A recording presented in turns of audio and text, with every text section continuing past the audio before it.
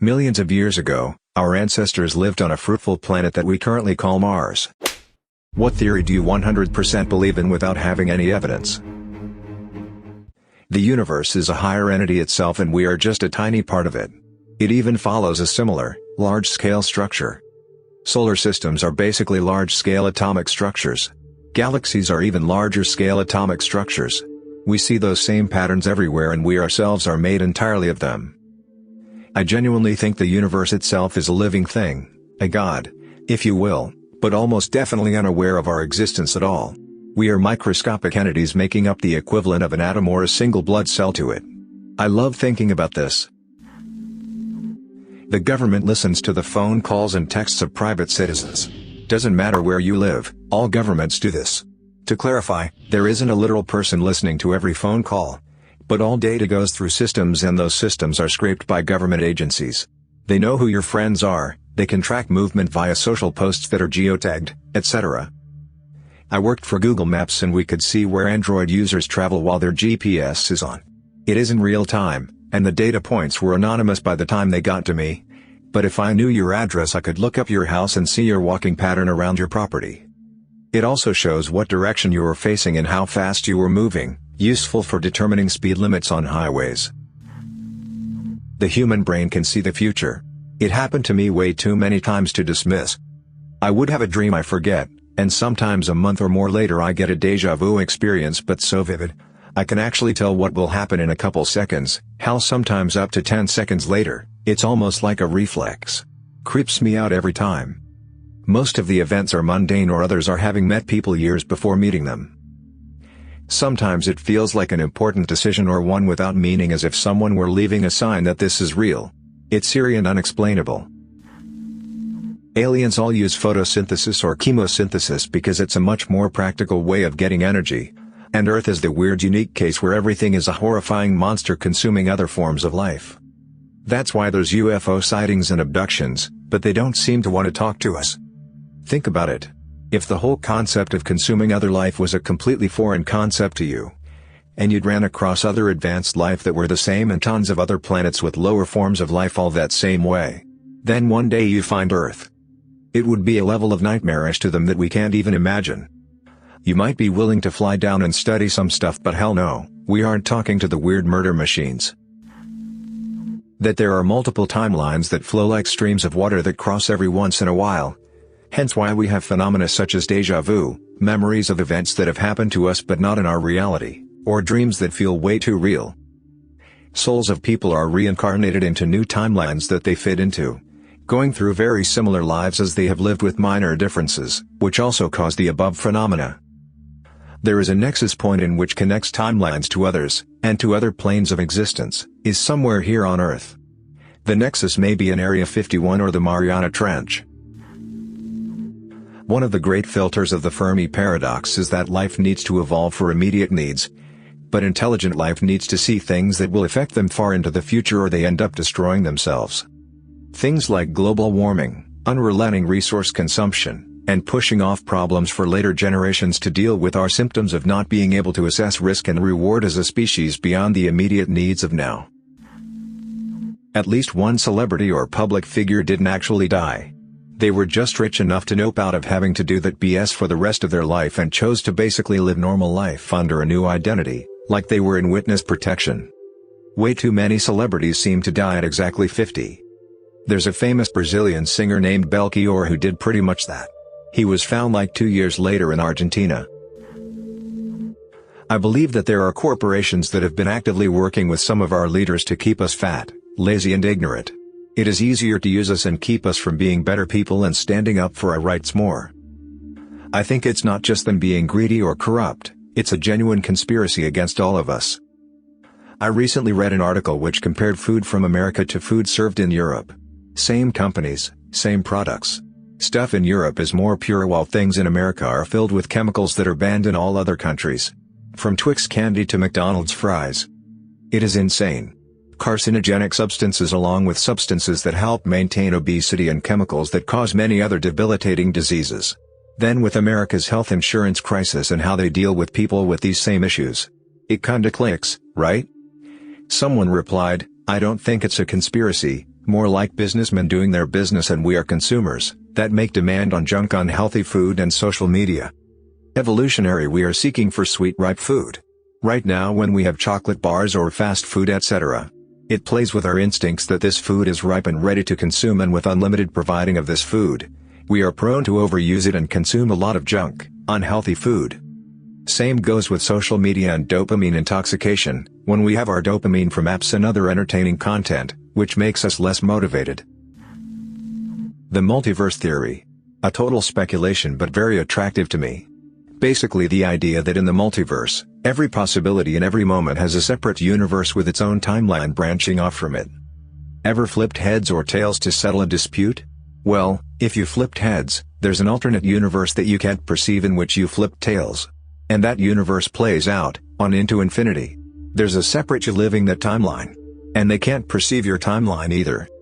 I like to believe that our universe is an infinitely complex tree of timelines and possibilities stemming from the moment of the Big Bang. No evidence.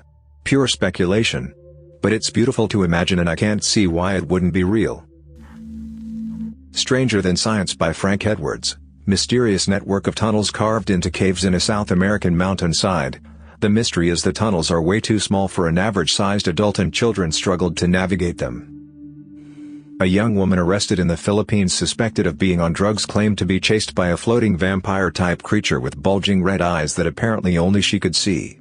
The police thought she was hallucinating until they witnessed punctures marks resembling fangs appearing on her. Early Spanish military and explorers on or near a California coast found a human-like skeleton next to an elephant's skeleton. The elephant skeletons measured roughly 5 feet in height, which has been documented before in the Mediterranean. And the human skeleton was measured to be about 11 feet tall. The Spaniards, being deeply religious, buried the skeletons in an unmarked location and believed it to be the work of the devil. Elderly hunters in Siberia talking of seeing woolly mammoths when they were younger. I may have misremembered some of the details from the book, but hopefully I'm fairly accurate.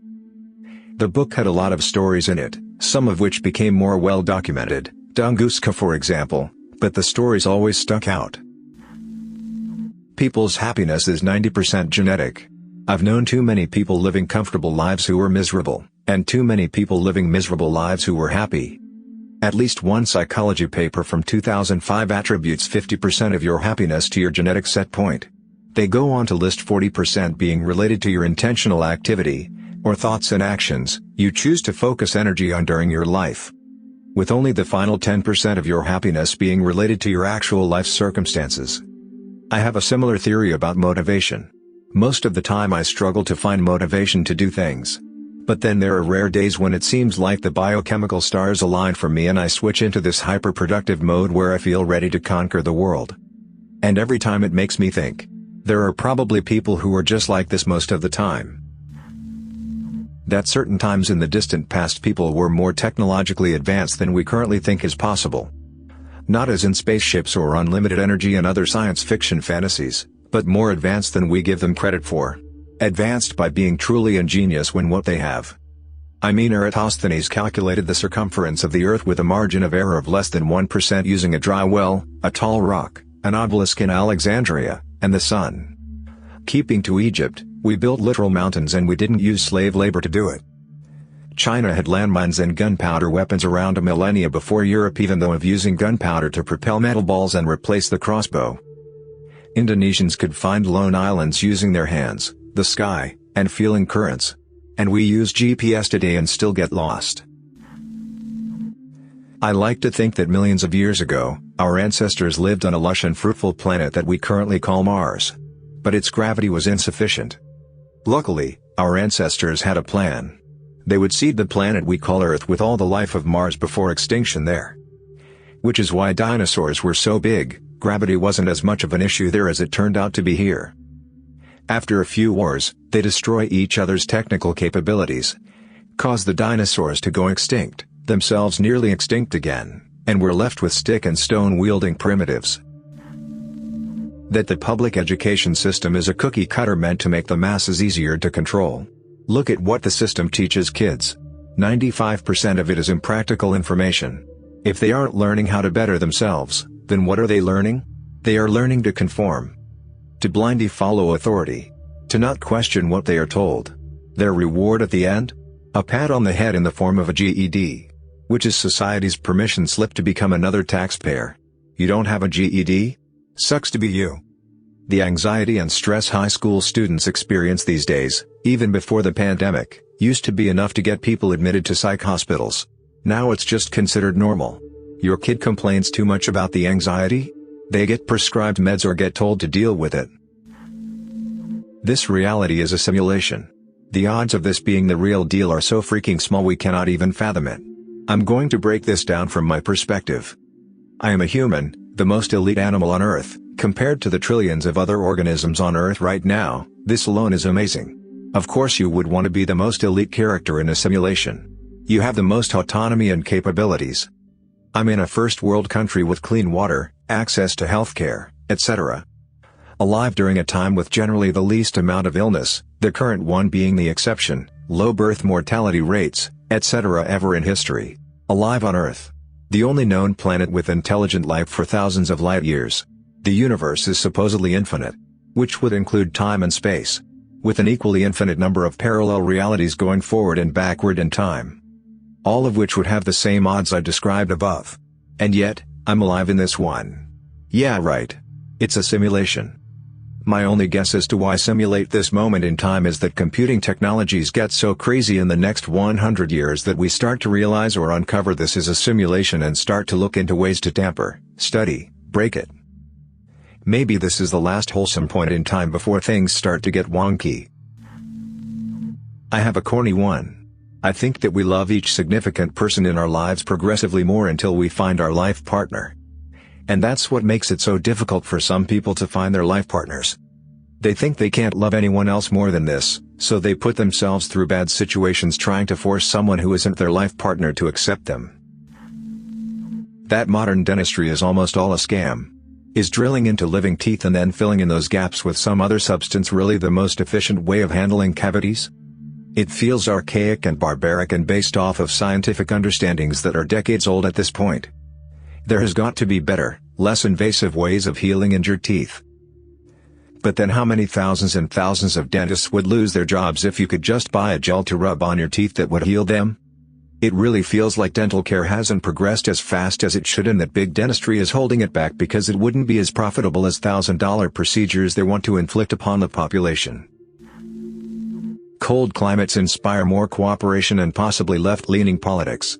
If anyone is a psychologist, please conduct a prisoner's dilemma experiment but at different thermostat settings. I have a few reasons for thinking this.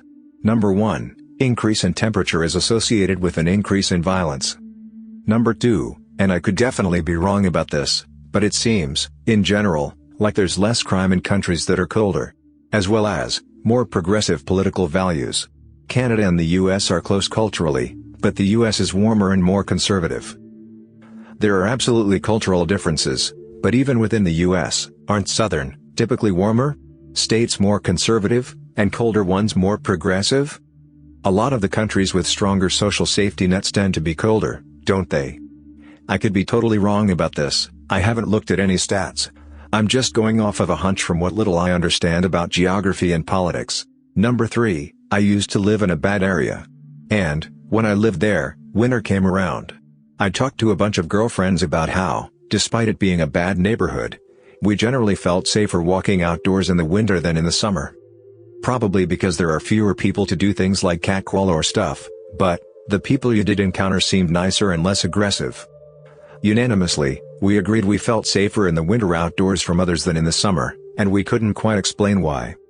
My theory is that when it's cold, in our evolutionary past, cooperation was more advantageous. When it's cold, you depend more on others for necessities like shelter, food, protection. When it's warm, your survival isn't directly threatened by the environment and so cooperation isn't necessarily as crucial to your survival. This might make us more willing to trust others while it's cold, and less willing to do things that might exclude us from any groups we're a part of. We may also be more willing to help others cooperatively. Thanks for listening to Radio TTS. Hit the subscribe button and activate the notification bell to break the simulation. Click the right box for the Existential Crisis playlist. Let us know in the comments what you think about these theories.